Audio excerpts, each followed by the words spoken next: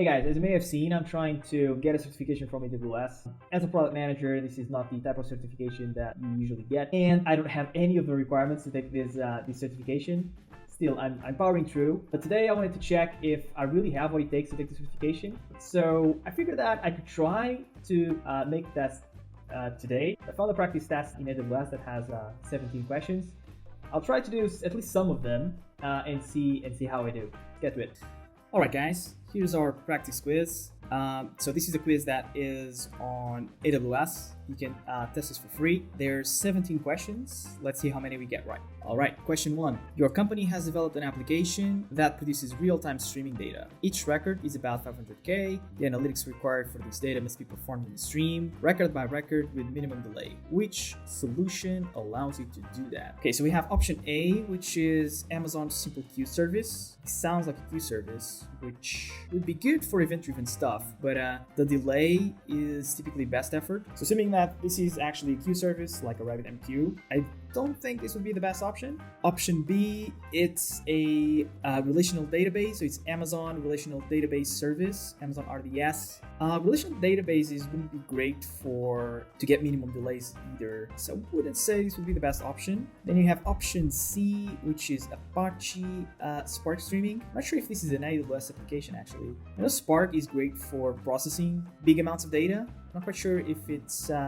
good for processing large amounts of data fast. And I'm not entirely sure if it allows you to collect data either. Then you have option D, which is Amazon Kinesis. I think this is the equivalent to Kafka, which is a service that allows you to collect data from multiple sources in a very fast way.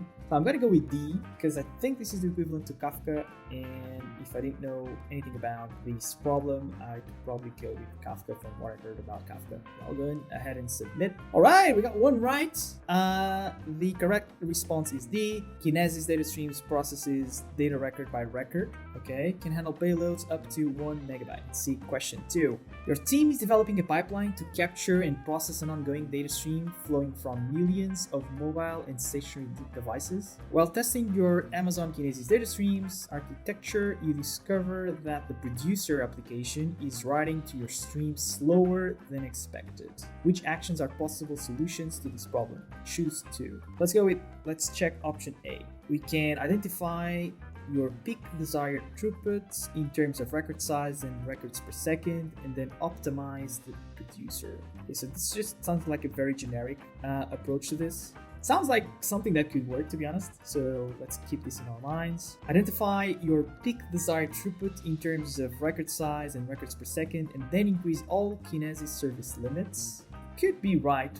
Let's check C. Check the producer for throughput exceptions from service, adjust the appropriate service limit. Okay, so this sounds like a better option rather than B. So like on B, you would basically be sort of increasing limits without understanding if the bottleneck was on Kinesis. C actually is similar to B, but it forces you to check if the service limits are the bottleneck. So between B and C, I'd go with C. And it doesn't make sense to choose both because they're basically the same action. Then D, increase the number of shards in your stream, adjust the appropriate service limit. There's an overlap with C because C basically tells you adjust the appropriate service limit. Between C and D, I'd go with C. And E, reevaluate your partition key section. Ensure that you have selected a partition key that allows you to send put operations to a single shard. I don't think we want to use a single shard, or not necessarily. Okay, so from these 5, I'd say that A and C would probably be the most appropriate. So I'll go with A and C. All right, go another one. The correct responses are A and C. The most common reasons for this problem are lack of an optimized producer. Okay, great. Let's go with question 3. Your company has developed an application that gathers data from 2 types of household sensors, smoke and carbon monoxide. You need to collect all data in real time and store it in Amazon Simple Storage Service, aka S3. If any sensors detect unsafe levels, an SMS notification must be sent. Which step must be taken to configure this? Okay, so we have option A, use Amazon SNS for notifications and Amazon EMR to process the data. I don't know what SNS means or EMR, but we'll try to figure it out. Option B, use Amazon SNS for notifications and Amazon SQS to process the data. Okay, so SQS, we know what it is because it appeared on the first question. It was the simple queue service. So we know that that's a queue, and that would be useful for collecting IoT data, which may indicate that this could be the option. You have C, which is use Amazon SES for notifications and Amazon SNS to process the data. Use Amazon SES for notifications and Amazon EMR to process the data. The first part for notifications, there's basically two options. Option A and option B use Amazon SNS, and then option C and option D use Amazon SES. I'm gonna go with SNS because it has an N in the name, and N could stand for notifications. I'm gonna go with SNS, so that restricts our options between A and B. And then B has the queue service, which would be okay to collect IoT data. We don't know the size, so I'm gonna go with this one. B, submit. That's right, the correct response is B. Create an Amazon SNS topic and subscribe the Amazon SQSQ into the user's mobile to the topic. Okay, good. We're off to a good start. Question 4. You are a data engineering building a high-frequency transactional processing store on Amazon EMR. You have configured the cluster to use the Amazon EMR file system to store cluster data in an Amazon simple storage service, Amazon S3 bucket. You are concerned that the Amazon S3 eventual consistency model may cause data errors by not returning the newest version of the object. To mitigate the risk, you've decided to enable EMRFS consistent view. Which statements are true regarding the EMRFS consistent view feature? EMRFS uses a DynamoDB database to store object metadata and track consistency in Amazon S3. Okay, this would kind of make sense. So you have, let's say that you have data stored in S3 objects and you want to do some sort of aggregation on that data, it would make sense to capture the metadata, so the schema of the data, in a database. I think DynamoDB is a document database. So option A sounds like a good one. We need to choose two, so this is a good candidate. Option B, EMRFS uses an Amazon simple queue service to queue to collect and process the latest object requests. Queues for consistency are not great. I'm not super sure on how it would fit. C, EMRFS allows you to define retry rules for processing inconsistencies. Helpful, could be. Before enabling EMRFS, you must create the target DynamoDB table. Well, if you go with A, D makes sense. And actually B reinforces A. So I'm not sure if it would make sense for us to have to create. So if EMRFS actually needs a DynamoDB table, I don't know why you wouldn't create it automatically and force us to create it in advance ourselves to then connect it to EMRFS. Then E, EMRFS uses Amazon Elastic Block Store, Amazon EBS, to track data consistency for EMR. So I'm not sure if it would fit here. I think A and C are the ones that make more sense. So I'm gonna go with A and C. Submit. Woohoo! That's right, the correct responses are A and C. EMRFS uses DynamoDB database to track consistency and support retry rules for processing consistency conflicts. Let's go for 5. Your company would like to do an A/B test of 2 approaches for marketing a new product. The company needs to collect social media comments about each marketing approach. This data will be analyzed to determine which approach was more successful. Comments need to be recorded in a durable data store as key value pairs that can be accessed at any time for historical analysis. Which process would you use? A, read the data from the social media sites, store it in Amazon Elastic Block Store, EBS, and use AWS pipeline with Amazon Kinesis for analytics. So A doesn't sound to be the answer. I may be super wrong for some weird reason, but I don't think so.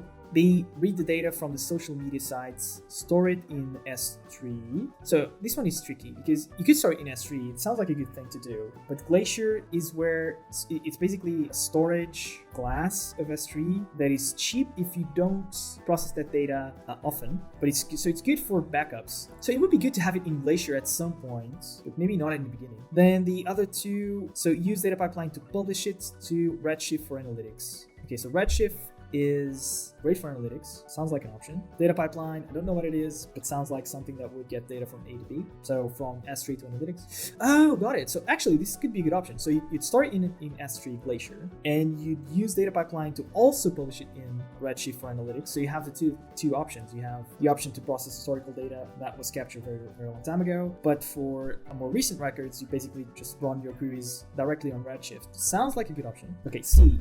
Read the data from social media sites, store it with Amazon ES, and use Amazon Kinesis for data streams for analytics. Okay, has a lot of commonality with A, which could reinforce A, but I don't think these services are used for this type of thing, both EBS and Kinesis. Then D, read the data from the social media sites, store it in DynamoDB, and use Apache Hive with Amazon EMR for analytics. Judging by, I think it was question 3 or 4, our hypothesis was that Amazon EMR was likened to Hadoop, but I don't get the relationship with DynamoDB. So you store the data twice. I'm torn between B and D, but I'm gonna go with B. I failed. Must have been D. Let's get the right answer for question 5. So we answered B.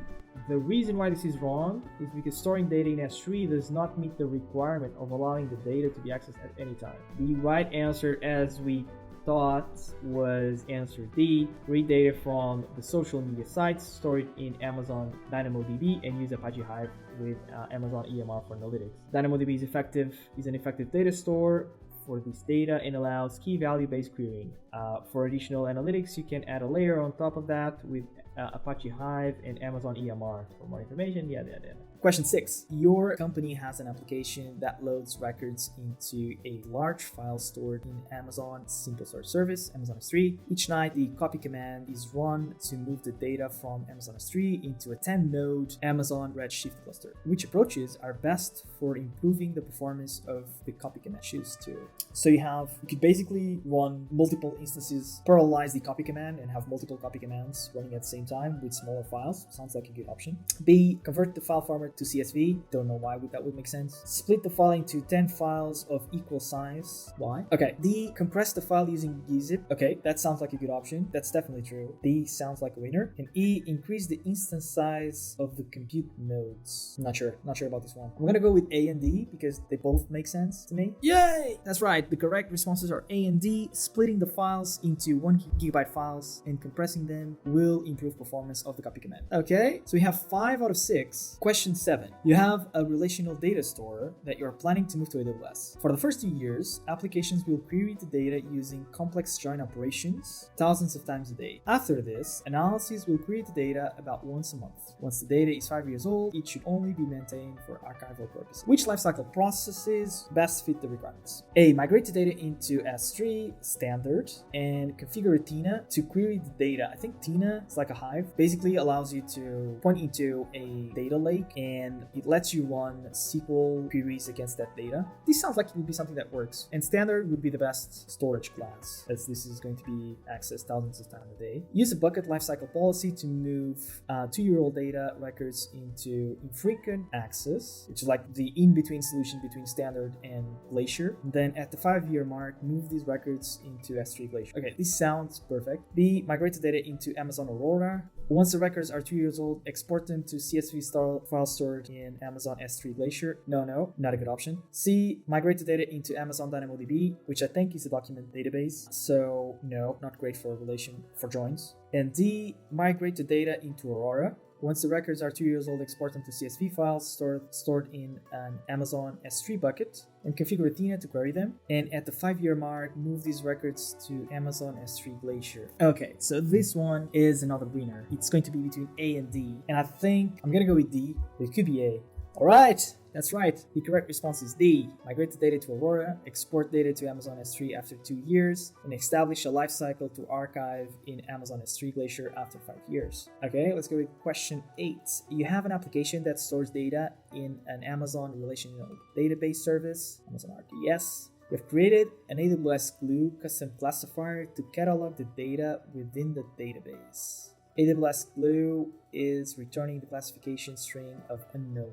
What is the cause of this string being returned? Okay. Option A, AWS Glue has chosen to use a built-in classifier. B, AWS Glue has identified a custom classifier that matches the schema but the certainty is less than 0.5. Okay, so from these two questions, it sounds like you could let Glue classify the data itself using some logic, but you could also have a custom classifier. So I assume this is some code that you do yourself to do some tests on the data and then choose a classification.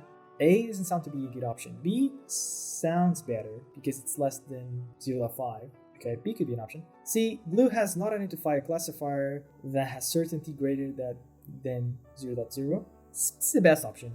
Well, maybe not the best, but a better option than B, I think. Because if it's 50, if there's a chance of being 50% right, that's pretty good chance that you've sort of found a good match. And then D, AWS Glue has identified a custom classifier that has a certainty of 1. Well, if it has a certainty of 1, then it's not a known, it's known. I'm gonna go with C. All right, the correct response is C. If no classifier returns a certainty greater than 0, AWS Glue returns the default classification string of unknown. All right, we got it right just from the question itself. Okay, question 9. Your company has over 100 servers producing log data on premises. The company has chosen to move this data to AWS Cloud. The current data volume is 20 petabytes and spans about 8 years. Logs created within the last year must be available as soon as possible. New log data will be added as you go along. The logs do not conform to any specific schema and require extensive transformation before analytics can be run. So it's loads of data. The access on that data has different policies. So this is an S3 question through and through. Which setup is most desirable for this scenario? A, use Amazon Simple Storage Solution, Amazon S3 multi-part uploads to Amazon EMR for log files within the last year. Use AWS Import Export to transfer the remaining data into Amazon EMR. I'm going to continue to guess that this is a boot or something like a boot, which should make sense. And if it requires extensive transformation, and if you want to run analytics for the course of 8 years, you need to do some map reduces here. Oh, so maybe that's what EMR is for, map reduce. Sounds like we're onto something. All right, let's go for B. Use Amazon Kinesis Firehose to move data into Amazon S3. Set the priority so that the stream targets the most recent data. Okay, this is good because it does say that logs created within the last year must be available as soon as possible. So sounds like a good option. C. Use Amazon Snowball to move data into S3. Have no idea what Snowball is. Use Amazon Redshift Spectrum. No idea what the spectrum is on Redshift. Query the data. Maybe. D. Use AWS Snowmobile. No idea what Snowmobile is. To move the data into S3. Load the data from S3 into RDS using Communicate. So RDS, definitely no. This is too much data. I'm gonna go with B because it addresses the point. So it uses S3, which is good to store large amounts of data. It has the Kinesis components, which is good for the must be available as soon as possible. And it says it targets the most recent data, which is also covered in the question. So it sounds like the most complete option. Right, wrong. Must have been A. Damn it. Okay, let's check the right answer for question 9. So we answered B. There was a detail about Kinesis that I didn't know. So apparently this special Kinesis component, I'm not sure if it's a special component or not, but Kinesis data firehose cannot be used to transfer data in this way. As we predicted, the right answer was A. Yeah, using Amazon S3 multi-part upload will speed up the process of getting data into the EMR cluster. The remaining data can be then moved using AWS Import Export. More information, see multi-part upload and upload large amounts of data into AWS. All right, guys, let's do one more question. This has 17 questions, but actually this video is growing pretty long. So we'll do one more and we'll stop here. Question 10. You work for a retail chain that collects point-of-sale data from numerous independent stores 4 times a day. Data comes in at different frequencies during the day, and the structure and format can vary between stores. The ETL and processing need to be done on an on-event-driven basis when the data is received. The data needs to be processed, transformed, and stored in a database where complex SQL queries can be run. The primary considerations for this solution are to limit the management overhead and limit cost. Which approach represents the best solution? A. Transfer the data from the stores to Amazon Simple Storage Service, Amazon S3. Use the AWS Lambda to validate and load the data into batches into Amazon EMR cluster. Load the output into Redshift for analysis. This one looks to be pretty good. Let's read the rest. B. Transfer the data from the stores using Amazon Kinesis. Okay, sounds good. Configure the Amazon Elasticsearch service as a consumer. This one doesn't sound to be that good. I wouldn't run complex queries on Elasticsearch. C, transfer the data from the stores using Amazon DynamoDB, which I think is a document database, as I mentioned, which wouldn't be great to store structured data. So I'll discard this one straight away. And the last one is D, transfer the data from the stores to Amazon S3, same as A. Use Lambda to validate and load the data in batches into Amazon Relational Database Service, RDS, which doesn't sound to be great for complex SQL queries, but we'll read the rest. Load the output from the stored procedures into Amazon Redshift for analysis. Okay, so running, I think the main difference here is between EMR and Amazon RDS for the complex queries. And here EMR sounds like a best choice, like a better choice. Well, considering that this is like an Hadoop map reduce kind of solution, as we discussed last on the other questions. If this is our working theory, then A is probably the best option. Good. A. All right, that's right. The correct response is A. This approach supports data transfer into Amazon S3 data transformation in Amazon EMR and querying in Amazon Redshift. Okay, so we got 8 out of 10. Not bad. Okay, guys, so we got 8 out of 10 correct answers. I'm pretty happy with the result. But what does this actually mean? So am I ready to take the test? I don't think so. It was a good correct rate, but I was lucky in quite a few.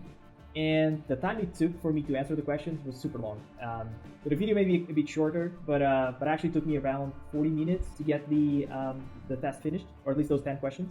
I was sort of reading, talking, and thinking at the same time.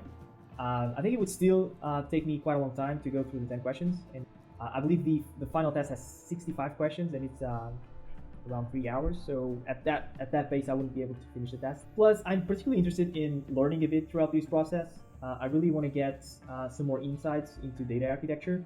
So even if I took the test and I did get the certification, I'm not entirely sure if I would be happy with the result. So what did I get from all of this?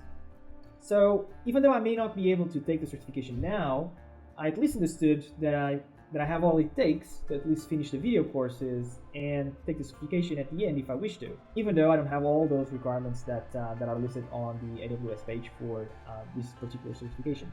So yeah, I advise all of you, if you have some analytics knowledge, if you've worked with data before, if you participated on a project or product that has a fairly decent data stack, I think you should have all it takes to go through the video lessons, either on Linux Academy or Udemy, or basically reading through the FAQs for each of the products on your own, and then take the certification at the end. Alright guys, thanks for watching. We'll be posting more content into the channel about learning shortcuts, product management, and bringing ideas to life really quickly. See you next time.